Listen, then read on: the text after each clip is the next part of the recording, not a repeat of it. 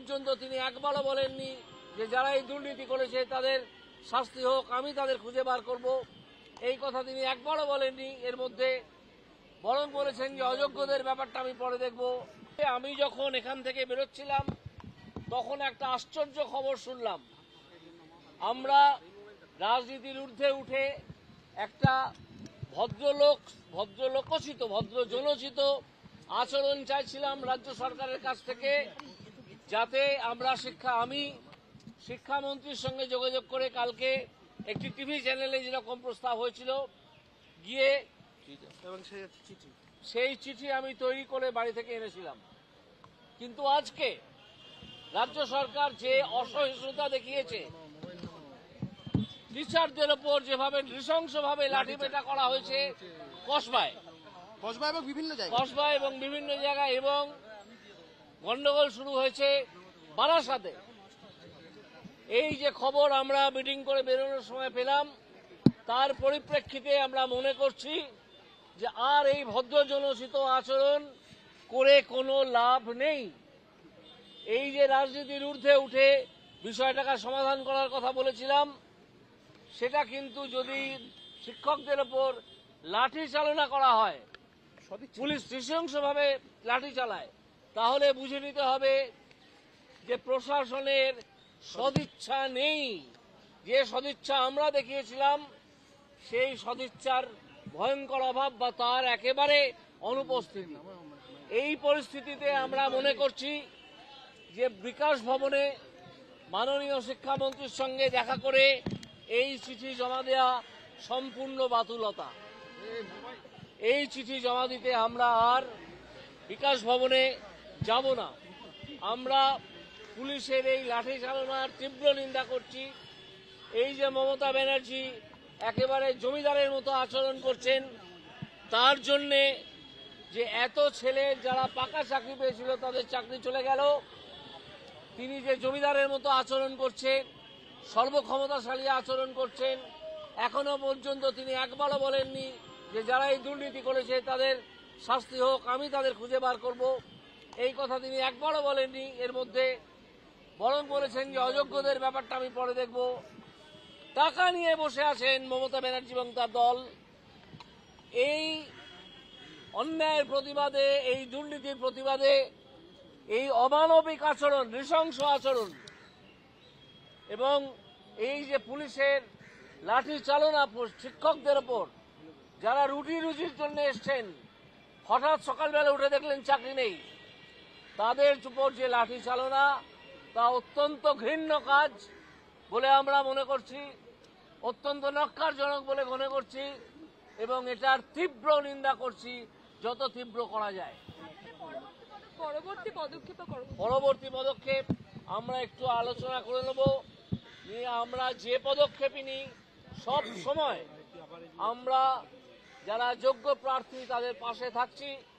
তারা যদি কোনো মামলা করতে চান, তারা যদি এই যে লিস্ট পাবলিশ হবে বলে আমরা মনে করছি, এইটা থেকে নিজেদের অবস্থান খুঁজে নিয়ে, এবং আমরাও সেটা খোঁজার চেষ্টা করব, যদি পাবলিশ হয়, না হলেও আমরা জানি কি করে করতে হবে, সে ব্যবস্থা নেব।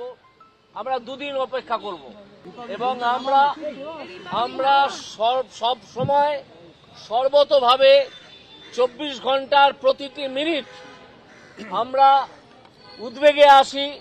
এই যারা চাকরি হারালেন হঠাৎ যোগ্য প্রার্থীরা মমতা ব্যানার্জির দুর্নীতির জন্য, তাদের জন্য আমরা শেষ পর্যন্ত থাকব। কি করতে পারবো তার খানিকটা আন্দাজ আমাদের আছে। আমার মনে হয় জয় যোগ্য প্রার্থীদের হবেই। প্রয়োজনে মমতা ব্যানার্জিকে ক্ষমতা থেকে সরিয়ে দিতে হবে, টেনে নামিয়ে দিতে হবে। আমরা আশা করব স্কুল সার্ভিস কমিশন এই তালিকা প্রকাশ করবে।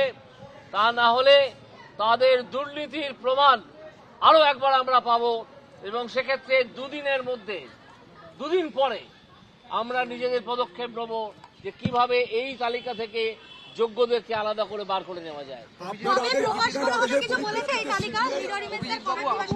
যে তালিকা প্রকাশ করবে এরকম একটা ইতিবাচক আপনার মনোভাব হয়েছে বুঝতে পেরেছেন, যদি খোলসা করে আমাদের বলেন যে মানে কি থেকে বা কোনোভাবে এটা তো কথাবার্তার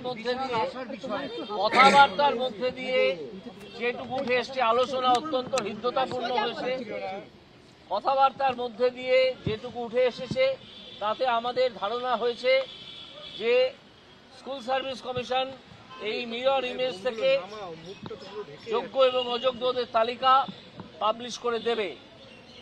এটা তিনি কথা দেননি, তিনি বলেননি যে আমরা করব, কিন্তু আমরা যেটা সেন্স করতে পেরেছি সেটা হচ্ছে এইটা। যদি তিনি না করেন তাহলে আমরা দুদিন অপেক্ষা করব।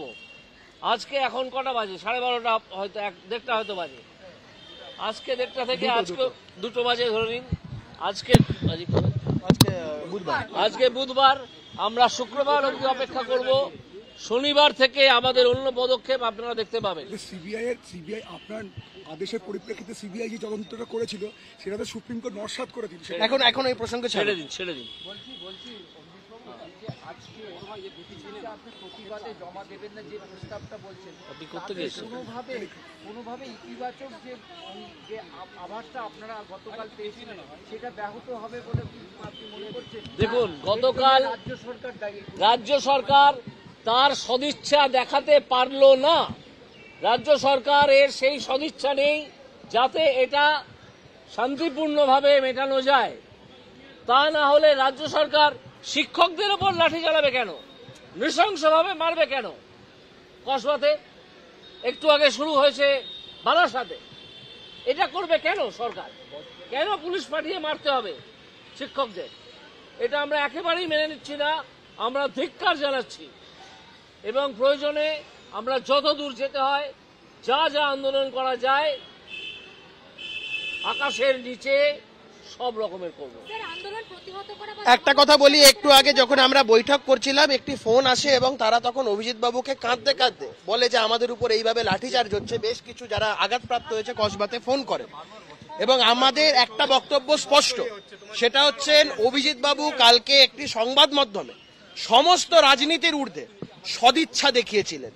আমরা মনে করি সরকারের তরফ থেকে তারা হয়তো ভেবেছিল অভিজিৎ বাবু এগিয়ে আসবেন না এবং অভিজিৎ বাবুকে তারা যথাযথ মর্যাদা দেয়নি। আমাকে না, সদিচ্ছাকে কোনো মর্যাদা দেয়নি।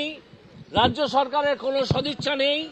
তারা চান তাদের দুর্নীতিগ্রস্ত চেলাচামুন্ডা যারা চাকরি পেয়েছে তারা যেমন পথে বসে থাকবে, পথে উধাও হয়ে যাবে, তেমনি যারা যোগ্য প্রার্থী তারাও কাঁদতে কাঁদতে মরে যাবে। এইটা হচ্ছে সরকারের লাইন। না হলে লাঠি চালানোর এই ঘটনা আজকে কিছুতেই ঘটতে পারে না। যখন আমরা 2টোর সময় শিক্ষামন্ত্রীর সঙ্গে দেখা করতে যাচ্ছি এই চিঠি সঙ্গে নিয়ে, ফলে সরকারের এই সদিচ্ছার অভাবে আজকের এই আলোচনা ব্রাত্য বসু শিক্ষামন্ত্রীর সঙ্গে, মাননীয় শিক্ষামন্ত্রীর সঙ্গে ভেস্তে গেল এবং এটার জন্যে এবং এই যে ভেস্তে গেল এবং এর জন্য সম্পূর্ণ দায়ী রইলেন মমতা ব্যানার্জি এবং তার প্রশাসন। একজন দুর্নীতিগ্রস্ত নারী, তাকে চেয়ার থেকে টেনে নামাতেই হবে। আমরা এর প্রতিবাদে এই যে চিঠি, সেই চিঠি আমরা ছিঁড়ে ফেললাম, কারণ এই সরকারের এই আলোচনার ক্ষেত্রে সরকারের কোন রকম কোন সদিচ্ছা নেই। ছিঁড়ে ফেলে দিলাম।